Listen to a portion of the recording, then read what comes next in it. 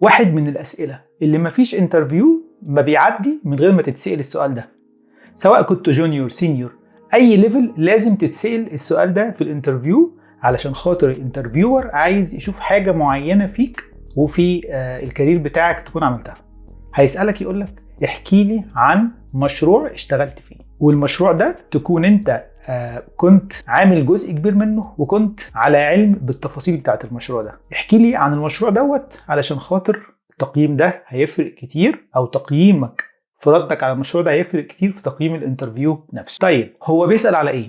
الانترفيور لما يسألك على مشروع انت عملته، هل هدفه انه يعرف انت استخدمت تكنولوجيز معينة ولغات برمجة معينة، ولا ليه هدف تاني؟ في معظم الأحيان الهدف من السؤال ده ما بيبقاش مباشر أو بخصوص التولز اللي انت استخدمتها، ولكن بخصوص فهمك انت لصناعة السوفت وير والتفاصيل انتاج مشروع او انتاج ابليكيشن بالسوفت وير. بمعنى انك انت لو انت هتجاوب على السؤال ده تقول والله انا عملت مشروع استخدمت فيه رياكت للفرونت اند ودوت نت للباك اند وسلمت المشروع وهكذا. يعني انت اتكلمت عن تكنيكال ديتيلز من غير ما تتكلم على الصناعة نفسها او البروسيس بتاعة السوفت وير. هنا انت ما حققتش المطلوب منك او ما حققتش اللي ممكن تحققه بإجابة السؤال ده. لازم تكون عندك طريقة في إجابة السؤال وطريقة في فهم مشاكل السوفت وير والدليفري بتاعة السوفت وير بعيد عن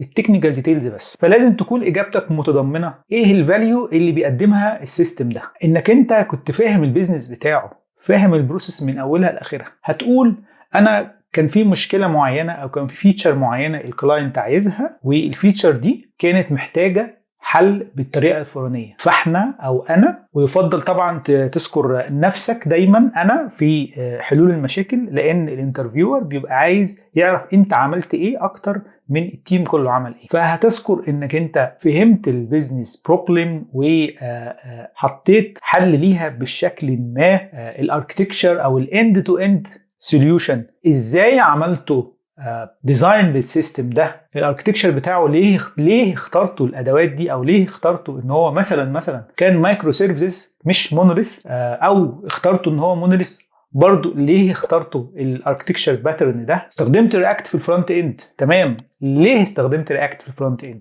ليه ما استخدمتش فانيلا جافا سكريبت بس؟ ليه ما استخدمت جي كويري تكنولوجي قديمه وفي ناس لسه بتستخدمها؟ ليه استخدمت رياكت؟ اكيد عندك سبب، لازم يكون عندك اجابه للاسئله دي. ليه استخدمت دوت نت في الباك اند؟ وهكذا. استخدمت ده والبروسيس مشيت كالاتي: ديزاين، امبلمنتيشن، الدليفري، سلمت المشروع في قد ايه، نجحت في انك انت تسلم الفيتشر المطلوب منك ولا لا. لازم وانت بتجاوب على سؤال انا عملت مشروع ايه، او ايه المشروع اللي انا فخور بيه او اللي انا هتكلم عنه في الانترفيو ده، لازم تكون اجابتك اكتر من كونها تكنيكال ديتيلز وادوات ولغات برمجه بس. ده مجرد ما هتتكلم عنه حتى لو انت في بداية الكارير بتاعك هينقلك من في وجهة نظر الانترفيور من حد لسه بيبتدي لحد عنده خبرة، وده هيفرق في الريزلت في الاوتكم بتاع الانترفيو، ويفرق كمان في الليفل اللي هتتعين عليه. بس يا سيدي، شكرا انك انت اتفرجت على الفيديو لغاية هنا. لو انت عايز اسئلة تانية في الانترفيو، عايز الاجابات المثالية ليها او طريقة اجابتها، اكتب لي ده في الكومنتات. السلام عليكم.